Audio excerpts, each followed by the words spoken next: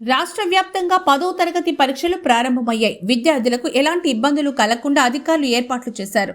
మొత్తం 2650 పరీక్షా కేంద్రాల్లో 5,09,403 మంది విద్యార్థులు పరీక్షలు వ్రాయనున్నారు. విద్యార్థులను తనిఖీలు చేసి ఎగ్జామ్ సెంటర్లోకి అనుమతించారు. ఈసారి 24 పేజీల బుక్లెట్ విధానం అందుబాటులోకి వచ్చింది. ఏప్రిల్ 4తో పరీక్షలు ముగియనున్నాయి. ఒక్క నిమిషం నిబంధనతో విద్యార్థులు చివరి నిమిషంలో ఉరుకులు పరుగులు తీస్తూ ఉండడం, మరికొంతమంది పరీక్షలు మిస్ అవుతూ ఉండడంతో ఈసారి స్కూల్ ఎడ్యుకేషన్ డిపార్ట్మెంట్ ఊరటనిచ్చింది. పరీక్ష నిర్ణీత సమయం కంటే 5 నిమిషాల గ్రేస్ పీరియడ్ ఇచ్చింది. అంటే 5 నిమిషాలు ఆలస్యంగా వచ్చినా పరీక్షా కేంద్రంలోకి అనుమతిస్తారు. అయితే విద్యార్థులు కనీసం అరగంట ముందే పరీక్షా కేంద్రానికి చేరుకునేలా ఏర్పాటు చేసుకోవాలని అధికారులు సూచించారు.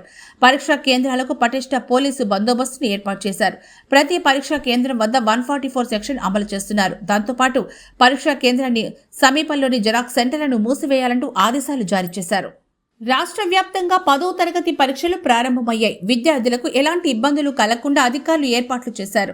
మొత్తం 2650 పరీక్షా కేంద్రాల్లో 5,09,403 మంది విద్యార్థులు పరీక్షలు వ్రాయనున్నారు. విద్యార్థులను తనిఖీలు చేసి ఎగ్జామ్ సెంటర్లోకి అనుమతించారు. ఈసారి 24 పేజీల బుక్లెట్ విధానం అందుబాటులోకి వచ్చింది. ఏప్రిల్ 4తో పరీక్షలు ముగియనున్నాయి. ఒక్క నిమిషం నిబంధనతో విద్యార్థులు చివరి నిమిషంలో ఉరుకులు పరుగులు తీస్తూ ఉండడం, మరికొంతమంది పరీక్షలు మిస్ అవుతూ ఉండడంతో ఈసారి స్కూల్ ఎడ్యుకేషన్ డిపార్ట్మెంట్ ఊరటనిచ్చింది. పరీక్ష నిర్ణీత సమయం కంటే 5 నిమిషాల గ్రేస్ పీరియడ్ ఇచ్చింది. అంటే 5 నిమిషాలు ఆలస్యంగా వచ్చినా పరీక్షా కేంద్రంలోకి అనుమతిస్తారు. అయితే విద్యార్థులు కనీసం అరగంట ముందే పరీక్షా కేంద్రానికి చేరుకునేలా ఏర్పాటు చేసుకోవాలని అధికారులు సూచించారు.